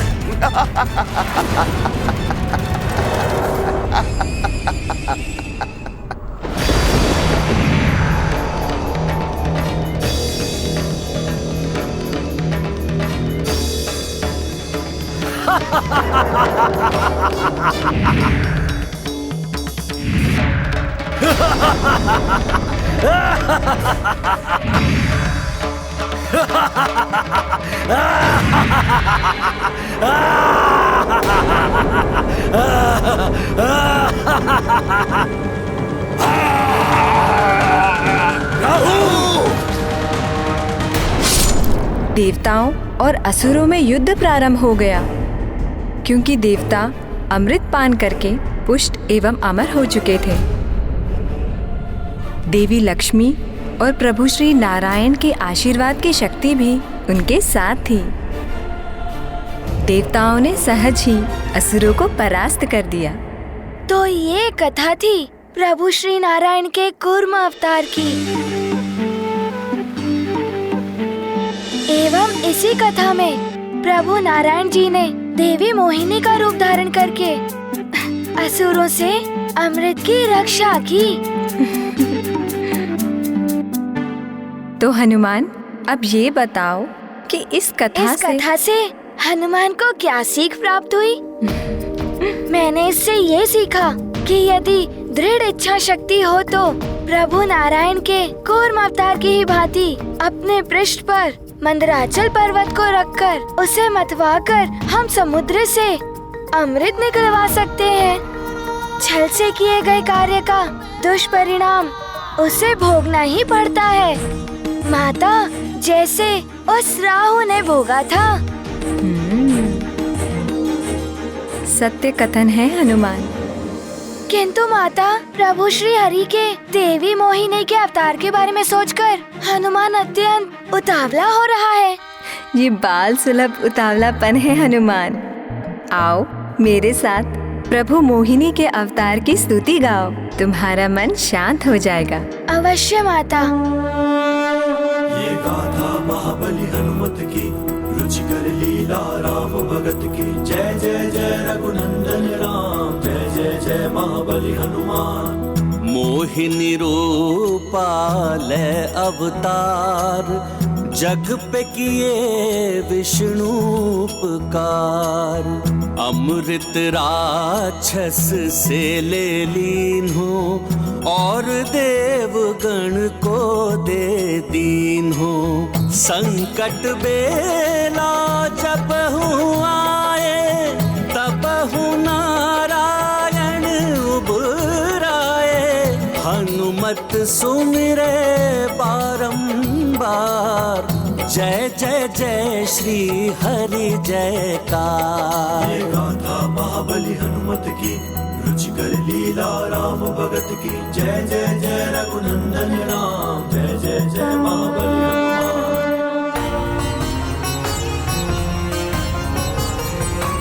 हनुमान, अब तुम्हारा मन शांत हो गया ना हनुमान? हाँ माता। तो तुम अब प्रभु श्री नारायण के अगले अवतार के बारे में जानने के लिए प्रस्तुत हो? हाँ माता, शीघ्र बताइए ना, प्रभु श्री नारायण ने तृतीय अवतार कौन सा धारण किया और उनके तृतीय अवतार की कथा क्या थी? प्रभु श्री नारायण का तृतीय अवतार था वराह अवतार, जो उन्हें सतयुग में ही धारण करना पड़ा। वराह अवतार, ये प्रभु नारायण का बड़ा ही भयानक अवतार हुआ होगा ना माता? हाँ हनुमान, भयानक हिंसक शुकर, जिसकी दाढ़ से निकले हुए दंत शत्रु के लिए काल के समान होते हैं। शीघ्र बताइए ना माता, फिर क्या हुआ था? प्रभु को ऐसा अवतार क्यों लेना पड़ा? इस कथा का सूत्रपात तब हुआ जब 4 बाल ऋषि भगवान विष्णु से मिलने वैकुंठ के द्वार पहुँचे। 4 बाल ऋषि अर्थात वो बालक थे माता? हनुमान, ये 4 बाल ऋषि ब्रह्मा जी के 4 मानस पुत्र हैं, जिनका नाम है सनक, सनंदन, सतातन एवं सनत कुमार। इनकी आयु तो अधिक है, किंतु ये सनकादिक ऋषि अपने तपोबल से बाल रूप में ही रहते हैं। ये चारों ऋषि वैकुंठ के द्वार पर पहुँचे। वैकुंठ में 7 द्वारों को पार करने के पश्चात ही प्रभु नारायण से भेंट होती है। वे चारों ऋषि वैकुंठ के 6 द्वार पार करके जब 7वें द्वार पर पहुँचे,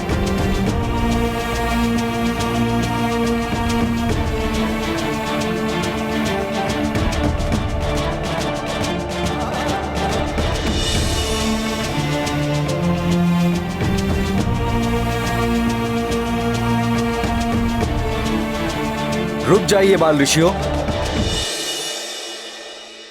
आप बिना अनुमति के भीतर नहीं जा सकते।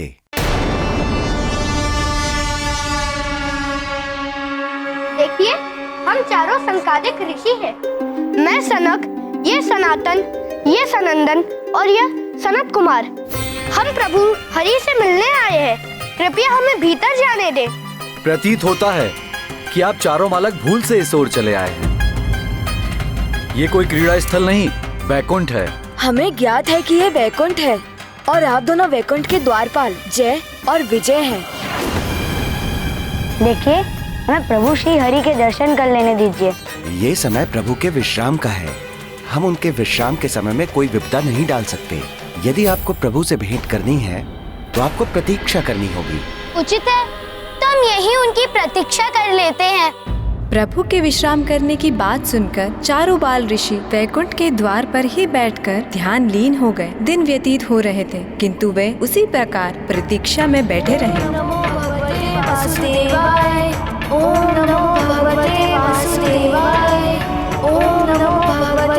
ये तो बाल हट पर अड़ गए हैं। ओम नमो भगवते वासुदेवाय।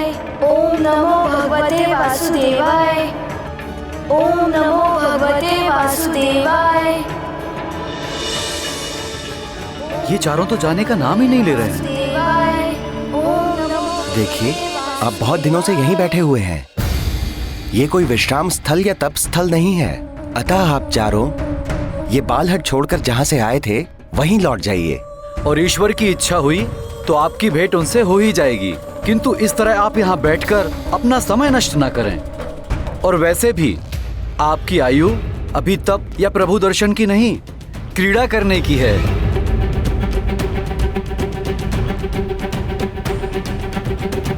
देखिए, हम बड़े मनोयोग से प्रभु दर्शन को आए हैं। हमें उनसे मात्र एक बार भेंट कर लेने दीजिए। हमारे दर्शन मात्र से उनके विश्राम में व्यवधान भी नहीं आएगा। यदि उन्हें हमारे बारे में ज्ञात होगा तो वे हमसे भेंट करने से भी मना नहीं करेंगे। और बस आप एक बार उनसे हमारे आगमन की सूचना तो दीजिए। फिर वही बाल स्वभाव की चपलता। मैंने कहा ना, आप उनसे नहीं मिल सकते। और वैसे भी बालकों के लिए उनके पास समय नहीं है। यदि आप कहें तो हम आपके लिए उत्तम भोजन की व्यवस्था कर दें। यदि वो भी कम हो तो क्रीड़ा के लिए आपको दिव्य खिलौने मंगवा कर दे दें। अपमान कर रहे हैं आप हम ऋषियों का। बस बस, बहुत हुआ ऋषि महाराज। जहाँ से आए हैं वहीं लौट जाइए। बस, बहुत कर लिया आपने हमारा अपमान।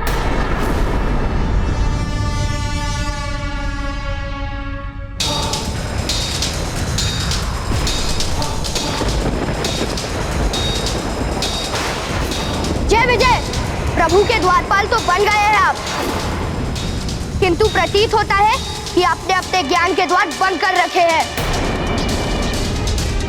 अन्यथा वैकुंठ के वासी होकर हम ऋषि का इस प्रकार अपमान नहीं करते। आप दोनों भगवान के निकट रहने के योग्य कदापि नहीं हैं। हम ऋषियों का परिहास करके आप दोनों ने अपनी आसुरी वृत्ति का परिचय दिया है। हम तुम्हें शाप देते हैं। अपनी इसी आसुरी वृत्ति के साथ तुम दोनों पृथ्वी पर जन्म लोगे और जन्म मृत्यु के बंधन में बंधे रहोगे।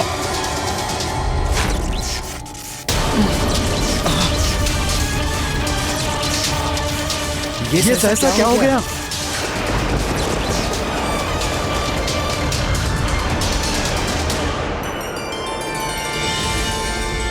प्रभु। प्रणाम प्रभु। सनकादिक ऋषि, मेरे लोक में आप ऋषियों का स्वागत है। प्रणाम सनकादिक ऋषि। आपका यहाँ आना सुखद है। मेरे द्वारपालों के अभद्र व्यवहार के लिए मैं आप सबसे क्षमा का प्रार्थी हूँ ऋषि। प्रभु, क्षमा मांगकर हमें लज्जित ना करें। इन द्वारपालों ने जो किया अज्ञानता वश किया। प्रभु, हमसे बहुत बड़ी भूल हो गई। हम ऋषिवरों की तेजस्विता को नहीं पहचान पाए प्रभु। हमने बालक समझकर इनसे अभद्रता की, जिसके फलस्वरूप हम इनके श्राप के भागी हो गए हैं। इनके श्राप के फलस्वरूप हमें पृथ्वी लोक पर जन्म लेना पड़ेगा प्रभु। हम आपसे दूर नहीं जाना चाहते प्रभु। हे बाल ऋषियों, हम हमारी भूल के लिए आपसे क्षमा मांगते हैं। कृपया अपना श्राप वापस ले लीजिए। जय विजय, ये विधि का विधान है। श्राप हो या वरदान, हम उसे वापस नहीं ले सकते। अतः हम ऐसा करने में असमर्थ हैं। ये सत्य है जय विजय कि सनत कुमारों के द्वारा दिया गया श्राप वापस नहीं हो सकता। तुम दोनों को पृथ्वी पर जन्म लेना ही होगा, किंतु हम तुम्हें इसके लिए विकल्प अवश्य दे सकते हैं। या तो तुम 7 जन्मों के लिए मेरे महाभक्त बनकर पृथ्वी पर जन्म लो, या फिर 3 जन्मों के लिए मेरे घोर शत्रु बनकर पृथ्वी पर जन्म लो। उसके पश्चात तुम वापस वैकुंठ में मेरे द्वारपाल बनकर सदा मेरे साथ रह पाओगे। किंतु अब ये तुम पर है कि तुम कौन सा विकल्प चुनते हो।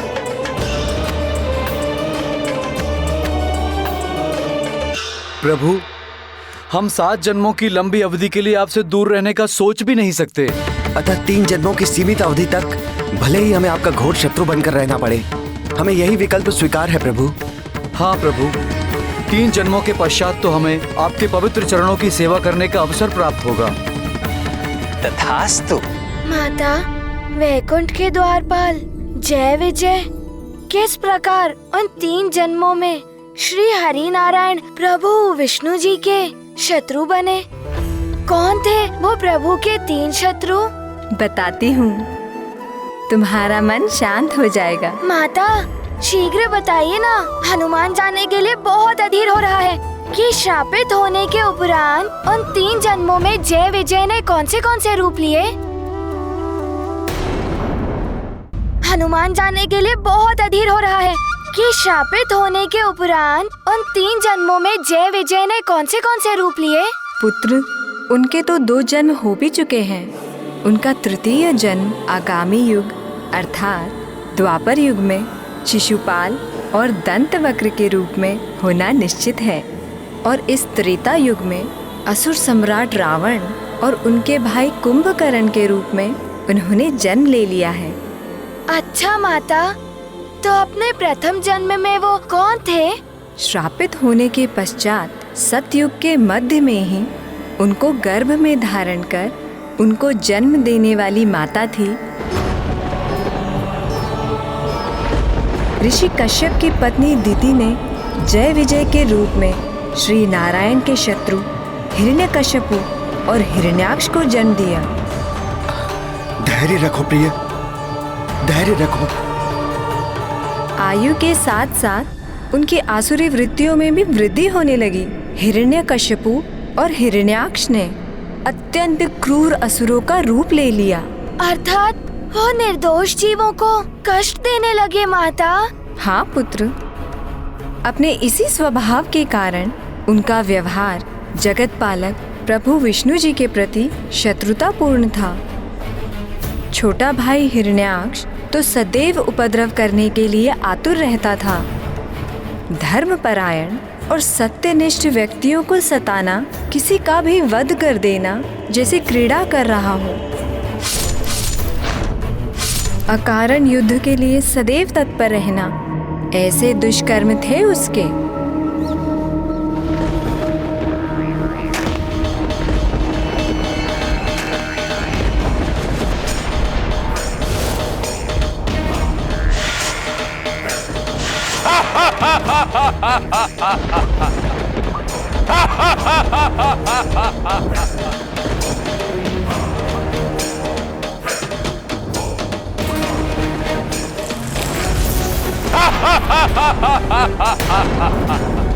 डरो मुझसे, सर्वशक्तिमान हिरण्याक्ष हूं मैं।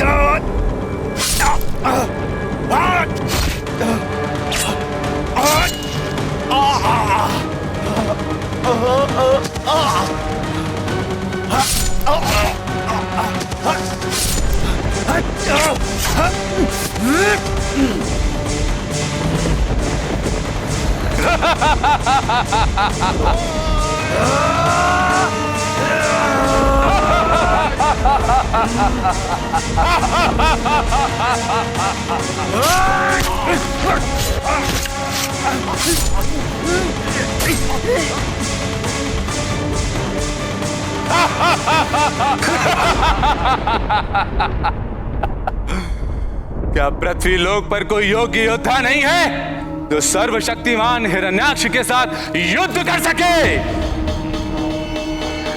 परंतु एक उत्तम विचार आया है मेरी बुद्धि में कि इंद्रदेव से युद्ध करके उनकी शक्ति की परीक्षा लूं मैं।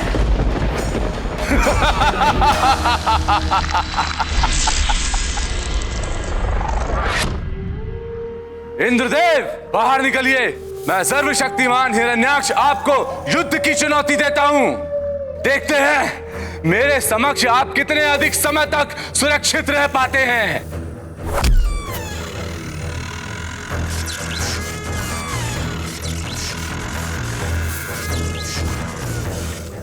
उद्दंडसुर,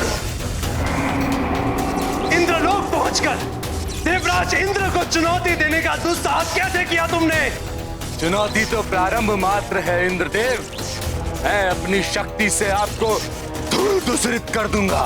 यदि आप में शक्ति और साहस है तो युद्ध करिए मुझसे। सर्वशक्तिमान हिरण्याक्ष के समक्ष कुछ अवधि तक तो टिक कर दिखाइए।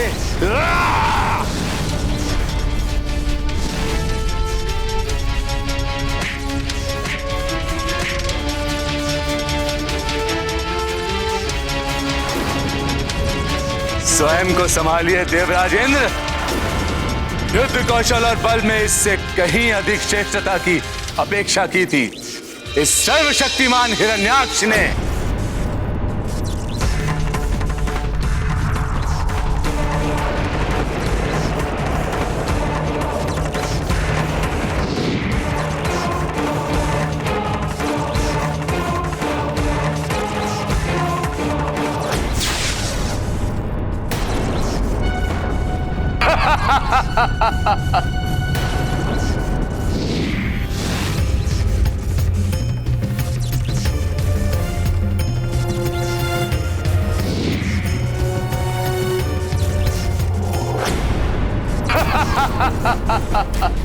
डरो मुझसे, मैं सर्वशक्तिमान हिरण्याक्ष हूं।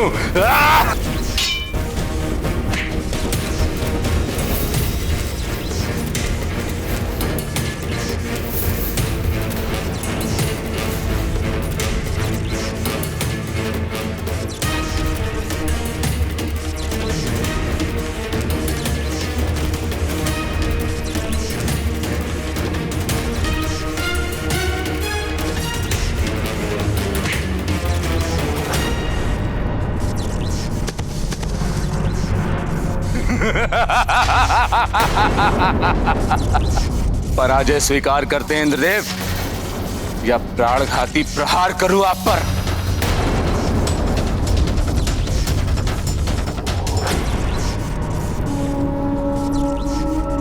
डरो मुझसे, डरो मुझसे, डरो मुझसे, डरो मुझसे। सर्वशक्तिमान, शक्तिमान, शक्तिमान, शक्तिमान, हिरण्याक्ष हूं मैं।